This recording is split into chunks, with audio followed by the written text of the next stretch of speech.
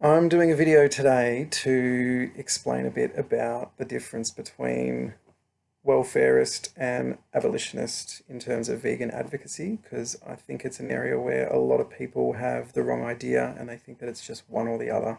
Abolitionist is when you're saying that you can only be promoting vegan and vegan only.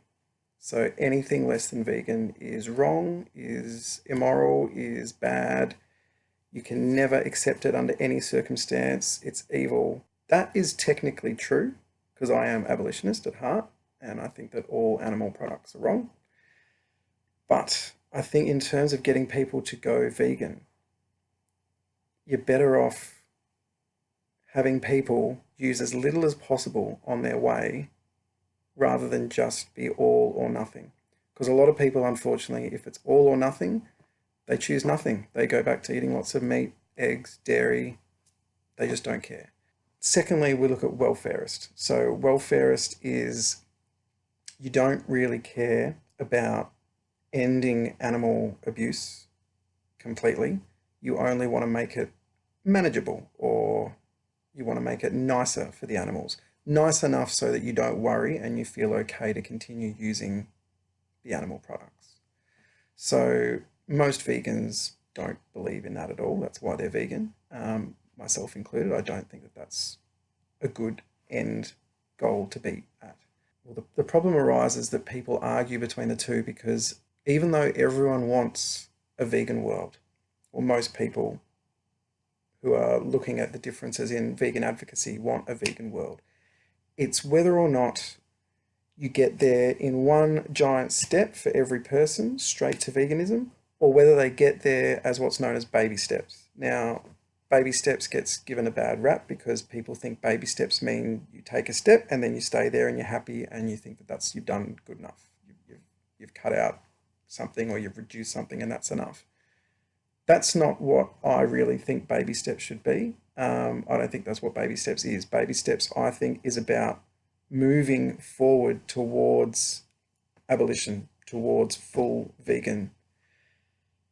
And anytime you stop or you think you've done enough short of full vegan is a failure, is not good enough. So I think that there should be a balance between encouraging people to go closer to being vegan, or as vegan as possible is a term people use, instead of just saying you have to be vegan or else it's not good enough and you're a bad person.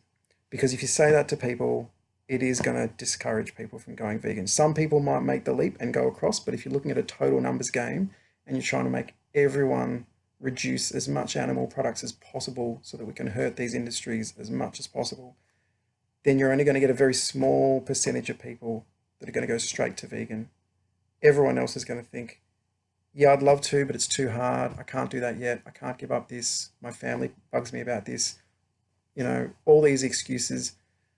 If we can give them an option where it says, well, just do the best you can for now and then keep going in that direction. So, yes, we want you to be vegan. You're not vegan now. What can you do to get closer? And what can you do to keep going in that direction? So it's maintaining that anything short of vegan is not good enough, but it's not demonizing or shaming or making people feel bad because they're not there yet. It's making them feel like they're doing something positive by being on that path. Sort of like quitting smoking.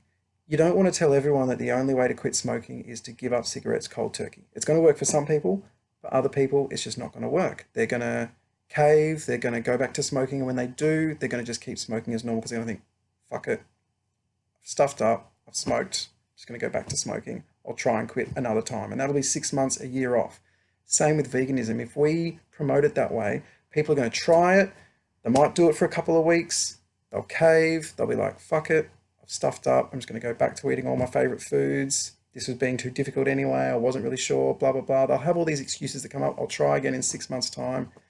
And that's a big loss. But if we tell people as vegan as possible, do whatever you can and constantly monitor it and keep pushing them along to get closer to full vegan, then that is how we're going to see a big increase in the amount of people that are removing animal products from their diet and from their purchases.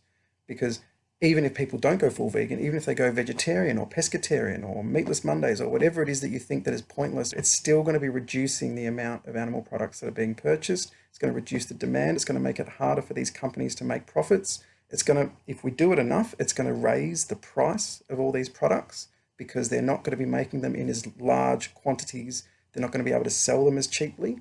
The more people go towards vegan, the more other people are going to be aware of it. It's going to become in their circle of awareness of what's happening in the world. They're going to think that, oh, it's pretty normal. I've got lots of friends now who are on their way to being vegan, or they're telling me that they're cutting out this, they're cutting out that. That's going to be way more effective than just one or two friends going, I've gone vegan, and everyone else saying, yeah, no, vegan's too hard. It's not a welfarist approach because there's nothing to do with the welfare of the animal that we're talking about. It's not a full abolitionist approach because you're not telling people that they're bad if they're not vegan. It's a baby step abolitionist approach. Now, I've seen some people call it a incrementalist approach. So I think a different name could help so that people don't get the wrong ideas about what is what. But I think it's important for people to realize that it's not a bad thing if you're going close to vegan.